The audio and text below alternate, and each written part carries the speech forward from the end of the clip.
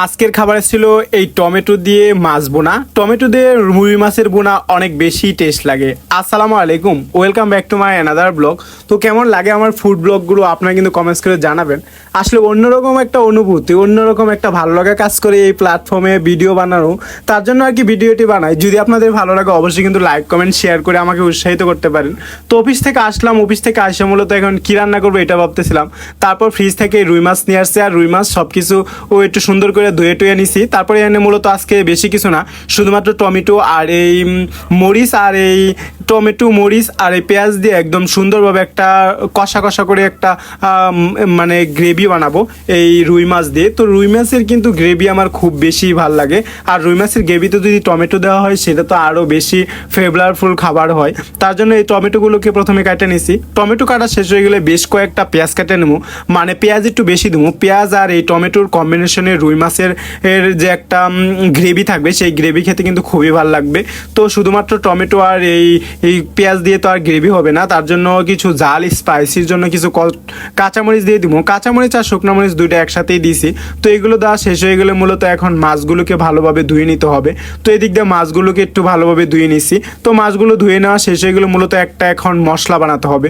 তো আমি সবসময় কী করি, একটা পানির মধ্যে সব রকমের মশলা গুল্লা নিই। সেই মশলাতে আমি ইউজ করতেছি এখন এখানে দিয়ে দিলাম মরিচের গুঁড়া, দিয়ে দিলাম হলুদের গুঁড়া আর স্বাদ মতো লবণ। তো এগুলো দেওয়া শেষ হয়ে গেলে হাত দিয়ে একটু নাড়ায় এটা একটু ভিজানো রাখে দেবো 10-15 মিনিট ওটা ভিজতে থাকা। আর এই দিক দিয়ে আমি একটু কী করবো, এই যে মাছগুলো একটু ভাজা নিতে হইব।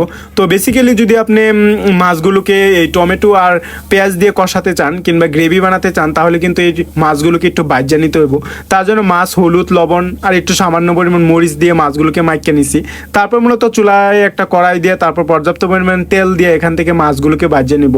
তো সেই মাছগুলো এখন ওখানে দিয়ে দিছি। কড়াইয়ে যেন মাছ না লাগিয়ে যায় তার জন্য আমি এখানে একটু লবণ ব্যবহার করছি।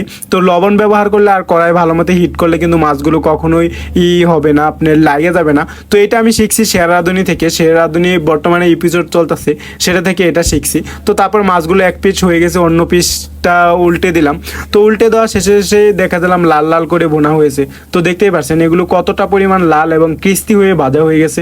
তো এগুলোকে আমি একটা এখন প্লেটে তুলে রাখবো, মূলত একটা প্লেটে উঠায় রাখবো। তো উঠায় রাখা শেষ হয়ে গেলে মূলত এদিক দিয়ে রুমে চলে আসি। রুমে চলে নিয়ে গেছিলাম সেই যে আমি টমেটো আর পেঁয়াজ টেয়াজ কাটতে রাখছিলাম সেই প্লেটটা। তো প্লেটটা নিয়ে যায়, তারপর মূলত এখান থেকে পেঁয়াজগুলো নিয়ে ওই তেলের মধ্যে পেঁয়াজগুলো দিয়ে দিব। মাছ যে ভাজলাম ওইটুকু তেলেই আমি আজকের রান্নাটা শেষ করব। তেল কিন্তু শরীরের জন্য খুবই ক্ষতিকর খাবার, তার জন্য কিন্তু তেল বেশি ইউজ করা ঠিক না। তারপর এখানে যে আমি হলুদ মরিচ পেঁয়াজের একটা ব্যাটার বানিয়েছিলাম সেই ব্যাটারটা দিয়ে দিলাম, আর পর্যাপ্ত পরিমাণে পানি দিয়ে একটু নাড়াচাড়া পায়রা তারপর ঢাকনা দিয়ে ঢাকিয়ে দিয়েছিলাম। দেন পর 10 মিনিট পরে এই ঢাকনাটা দিয়ে খুলে দিয়ে এটা তো আমার একদম একটু শুকনা শুকনা হয়ে গেছে। এখন এখানে দিয়ে দিতে হবে সেই কাটা রাখা টমেটোগুলো। পাকা পাকা টমেটো দেওয়া শেষ হয়ে গেলে এখানে দিয়ে দেবো সেই রুই মাছগুলো। তো রুই মাছগুলো দিয়ে একটু বেশি লাড়াচাড়া করা যাবে না, তাহলে মাছগুলো ভাঙিয়ে যাবে। তো এখানে এখন স্পাইসি জালের জন্য দিয়ে দেবো কাঁচামরিচ। কাঁচামরিচ দেওয়ার পরে ঢাকনাতে ঢাকিয়ে দেবো। দেন পর 20 মিনিট জাল করে নিব। 20 মিনিট পর এটা একদম রসা রসা কষা কষা হয়ে গেছে। তো দেখতেই পাচ্ছেন আমার খাবারটা দেখতে কতটা ফ্লেভারফুল, কতটা দেখতে মনে হয় সুন্দর হয়েছে। এটা কিন্তু অনেক ফ্লেভারফুল হয়েছে, যেহেতু ক্যামেরা তাই আপনার ওখানে ফ্লেভারফুল যাচ্ছে না। এবার আমার খাওয়ার পালা। খাওয়ার আগে একটা কর্তি মাছের ভাজা নিয়ে নিয়েছি, আর এই কর্তি মাছের ভাজাটা কিন্তু আমার পাশের রুমের ভাবি দিছে। তো কর্তি মাছের ভাজা নেওয়ার শেষ হয়ে গেলে আমার নিয়ে নিলাম সেই রুই মাছের কষা। তো রুই মাছের কষার সাথে এক পিস নিয়ে নিলাম টমেটো। রুই মাছের কষাটাতে টমেটো কিন্তু খুব বেশি যায়। তো দেখতেই পাচ্ছেন আজকের খাবারটা। তো কেমন লাগলো আমার খাবারের প্লেটটা সেটা কিন্তু জানাবেন। আর রাত্রে একটু জাল ছিল, সেই ডালটুকুও নিয়ে নিছি। তো আজকের খাবারটা একটু জমিয়ে খাওয়া যাবে। প্রথমে মাছটা ভাঙতেছিলাম, আর মাছের তো একটা অন্যরকম ফ্লেভার ছিল। তারপরে এই টমেটো আর এই একটু কষা কষা ঝোল দিয়ে ভাত ভালো করে মাখিয়া বিসমিল্লাহ বলে এক লঙ্কা মুখে দিতে এটা এমন টেস্ট ছিল আর করার নেই, খুব বেশি টেস্ট ছিল। তো কেমন লাগলো আমার ভিডিওটি সেটা কিন্তু জানাবেন।